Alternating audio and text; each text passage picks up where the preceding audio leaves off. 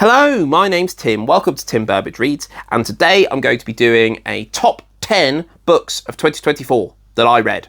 Man, it was a good year of reading. I read 105 books, including stuff reading to the kids. Out of those, I'm just looking purely at the adult books, not in that kind of way, grown-up books that I read. I'm going to make a separate list for the best books I read to the kids. But of the grown-up books, 17 of them were 5 stars. I saw on BookTube a load of these videos coming out kind of early, mid-December, and I never really understood that because you've still got a lot of reading to do. And I'm really glad I held off because in my top 10 is the very last book that I read. And it's also the very first book that I finished in 2024. So I am really, getting my money's worth of the best books of 2024. So I'll start off with the honourable mentions, the 7 books that didn't quite get into the top 10, but are still 5 stars in my opinion. The first is Amazing Spider-Man number 33. This is written by Zeb Wells. I did a load of comics at the start of the year because I had special anniversary editions celebrating the 100 years of Disney. This was a spin on Craven's Last Hunt, which is a very famous story. Only this time, Spider-Man has been turned evil. He has got the goblin serum in him. So Peter Parker is evil, and he is hunting Craven, rather than the other way around. So I really enjoyed that. Why it's not in the top 10? Because it's a 30-page comic, and it's not a whole run. It's just one comic, individual comic. The next is An Eye for an Eye by Mallory Blackman. This is part of the Noughts and Crosses universe. My edition of Noughts and Crosses had this included at the end, and it was the very last thing, very, very last thing I read. This isn't in the top 10 because it's just a short story. It's, 100 pages, if that. The next is Robin Hood and His Merry Men, written by, I don't know. My wife got me this, and it's very old, and it doesn't have an author in it. It just says Robin Hood and His Merry Men. I didn't realise how much I loved Robin Hood until I read this book. It's one of my favourite Disney films. It's a story that I grew up with. I love Men in Tights. And I kind of thought, I quite like Robin Hood. And so that's why my wife bought it for me. And then reading the story is written for children. And it's just chapter after chapter of adventure and disguises and arrow competitions and Guy of Gisborne and the Sheriff of Nottingham and Little John and Friar Tuck. And it's just so fun. It's just so much adventure. And I really enjoyed it. It's a book that I think it was just made for me. I just love Robin Hood, and the reason why it's not in the top 10 is because, one, I don't even know who wrote it because it's so old, and, it is fundamentally a children's story, but I need to put it in here. The next honourable mention is the biography of Benjamin Zephaniah by Verna Wilkins. This is a biography of Benjamin Zephaniah, one of my favourite poets, and a real loss because he died late in 2023. I've seen him perform poetry before. Incredibly engaging personality. Stands so much for what is modern Britain. I didn't realise how hard his life was. How he left school not being able to read or write, but he obviously had a good brain. The British education system let him down, and he used pure grit and determination and his very good brain to make a life for himself. I still miss him. The next honourable mention is Before Adam by Jack London. You've heard stories of people under hypnotism being able to relive past lives. The narrator here, when they dream, they live a past life. But not of, I'm a Victorian gentleman. No, this is the past life of someone who hasn't even evolved into being a human yet. This is a proto-human. This is a survival of the fittest between hominids in this prehistoric world where a tribe comes along and they know this thing called fire, and it's scary and it's different. This story was super engaging, super action-heavy, drama-filled. What an interesting idea for a story, and an interesting voice is used in the book. The reason why it didn't quite make the top 10 is because it's a novella. It's just over 100 pages. I want to kind of use this for bigger stories. The next was a book I read, which was Danny the Champion of the World by Roald Dahl. This is meant to be a story about a boy and his dad committing crimes, poaching pheasants, but it's not really about that. It's about a father and his son coming together and being incredibly close and family being super important, and how the things that you do together are more important than the activity that you're actually doing. I also love the fact that the rest of the town were in on the poaching, and that the gentleman who owned the pheasants was a real good baddie. Why didn't it make the top 10? It's ultimately a children's book. I just read it to myself. I will read it to my son in the future, for sure. And then the last book, the last honourable mention is Before the Coffee Gets Cold by Toshikatsu Kawaguchi. This is a magical realism story of a cafe in Tokyo where someone could take a sip of coffee and travel back or forward in time. We then have 4 interconnected short stories, ultimately, of each chapter of someone, a patron, travelling in time with this magical coffee for a particular reason. This is brilliant because it shows so much about the human condition. I got a real insight into Japanese culture and how similar it is to Britain in terms of we don't say what we mean to say. It's all subtext, and I really enjoyed reading that. The reason why it's not quite in the top 10 is it's very light. It's like 200 pages. It's a novella. I would count as a novella.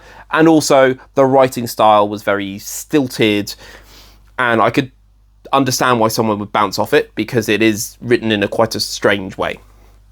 Right. All that out the way. Let's get into the top 10. And number 10 is Martin Eden by Jack London. Wow, this is a good book. This is a story of a man who just wants to better himself. He falls in love, and instead of trying to bring her down, he tries to build himself up. Interesting concept in today's age of internet discourse. After he betters himself, he becomes more learned, he wants to become a writer, and then it's the story of a struggling writer. And he's doing just well enough to think he can make it for a long part of the series, a long part of the book. And it's hard to read at times, and he ends up losing everything. And it's really interesting to see, when does grit and determination become a fallacy? When does it become losing the concept of reality and reading the room? A really, really good book. Number 9 is Almost There by Farah Rochon. This is one of the Disney Twisted Tales series. This is Princess and the Frog. What if Tiana makes the deal with Dr. Facilier? So at the end of Princess and the Frog, Dr. Facilier, the bad guy, offers her a deal for her restaurant and for her, and she goes and she makes the deal, and she makes the deal so her father comes back. That happens right at the start of the story, and we then deal with the repercussions of that. It's so good. I really enjoyed this book. One thing that really elevated this for me was that New Orleans was a character in this book. You could hear the music, you could taste the food, you could feel the essence of the city. And actually, the city itself went through a character arc, which I've never seen before in a book, where a city actually goes through a change to represent what the characters are changing. Fantastic. Best Twisted Tales I've read, I think. Next at number 8 is Thunder City by Philip Reeve. This is the newest book in the Mortal Engine series, one of my favourite series of all time. This is a completely separate story. It doesn't follow the prequel series of Fever Crumb. It doesn't follow Hester and Tom, the kind of the main characters of the first series. This is a new group of characters, and I just love this world so much. This story is so good. It has action, it has drama, it has a couple of really good bad guys. It has giant mechanized cities rumbling around the Great Wastes trying to eat each other in municipal Darwinism. It has crazy android people, and if you take someone and change everything about them, are they still the same person? It has questions of consciousness. It has questions of bravery. This book's so good. And number 7 is Legends and Lattes by Travis Baldree. This is cozy fantasy. This is, instead of a story of an adventurer going and defeating the bad guy and getting the big magic weapon, they've given that up and they want to open a coffee shop. I found this book incredibly enjoyable to read, very nice and warm, and cozy is a good feeling. It's not cozy in that there's no drama, there's no tension. There is, but the characters are capable and are willing to overcome it regularly and often. I think that's what makes it a warm feeling. It's nice reading a story where good things happen to people. Number 6 is The Day of the Triffids by John Wyndham. This is a very British apocalypse. Meteors fall from the sky. Killer plants roam the lands, and everyone has gone blind, except for one man. We deal with an apocalypse in a very British way. It's written in the 1950s. It has an incredible humour to it that I really enjoyed reading. We have people coming together to try and survive. The aim of this is survival. It's not victory. We also see just how quickly society can crumble when something happens like this. It was tragic, but it also had a warmth to it that I was not expecting in the way that it was told, in the style that it was written. Really, really enjoyed it. Number 5 is The Silmarillion by J.R.R. Tolkien. Is this book long? Yes. Is this book proper noun bingo? Yes. Is this actually more a collection of stories about the history of a world? Yes. Is it myth? Yes. Is it actually an incredibly spiritual experience as you contemplate good versus evil and how good have to keep fighting because evil is always there and evil is always on the verge of winning? Yes. Is it written in a prose style that's just beautiful and you could just let it wash over you and you feel like you're in the lands and you're breathing the air of Middle-earth? Yes. Would I recommend it to everybody? No. I'm really, really glad I read it. And number 4 is Jonathan Strange and Mr. Norrell by Susanna Clarke. Wow, what a book this is. I read this with Hardy's Books.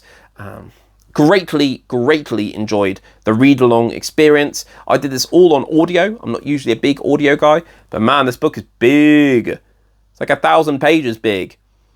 It's set in the Georgian era where magic was practiced and has now become a purely theoretical exercise.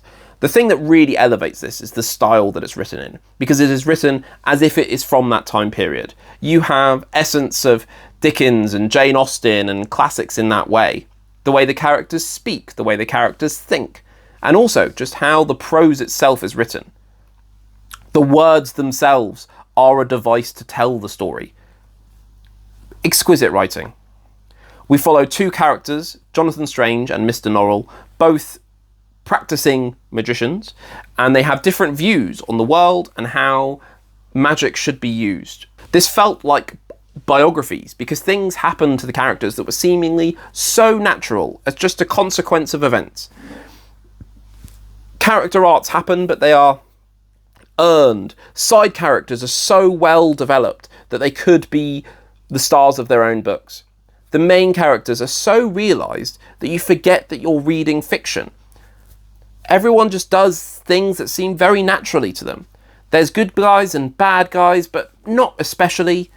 And it's written with a wit and style which is pulled off brilliantly.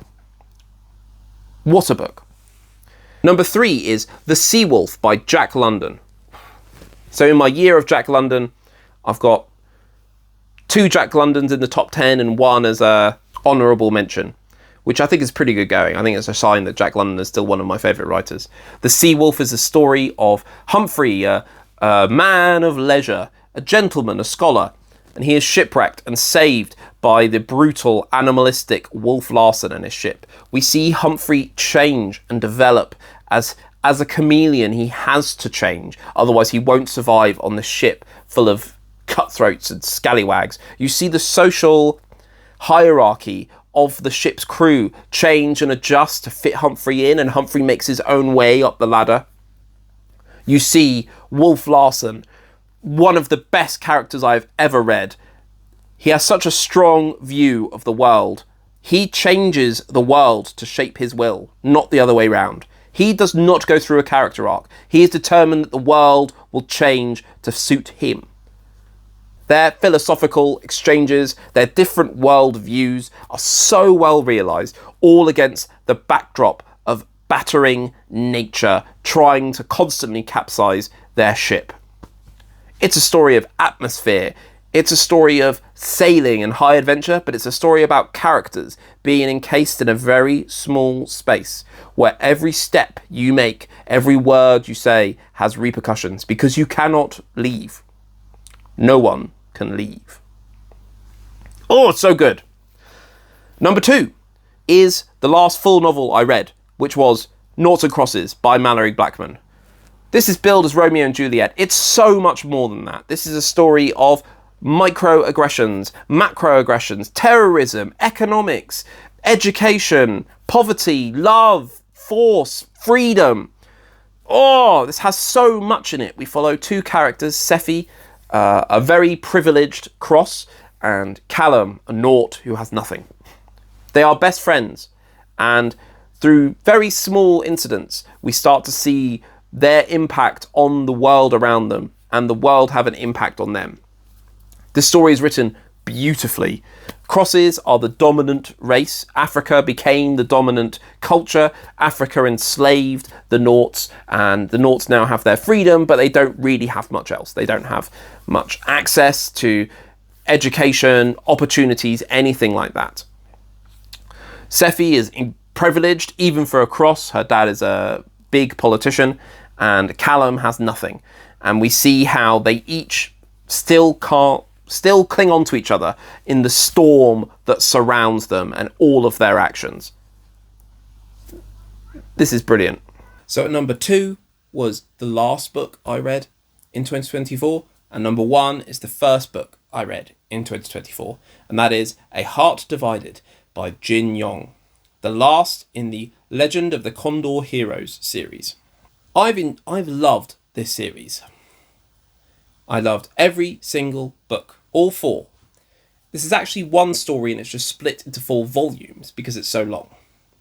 This was a book that was published in a newspaper or a magazine regularly in the 1950s in Hong Kong, and has grown to become one of the huge pillars of the genre. Certainly in Asia. I think it's sold 250 million copies and has become a cultural touchstone. What's it about? We are in 13th century China.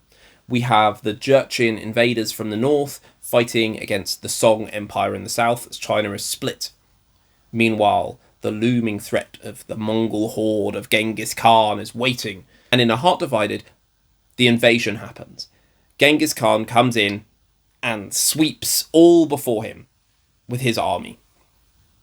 In the middle of all this, we still follow Guo Jing and Lotus Huang and their love story. What this does, that the others I don't think have done, the other books of the series haven't done as well, is true character introspection. A lot of the story is very focused on external things that are just really, really cool happening. Lots of crazy kung fu, crazy challenges, weird characters, great story. This is where we get really into Guo Jing's psyche, of what he finds honourable, what he can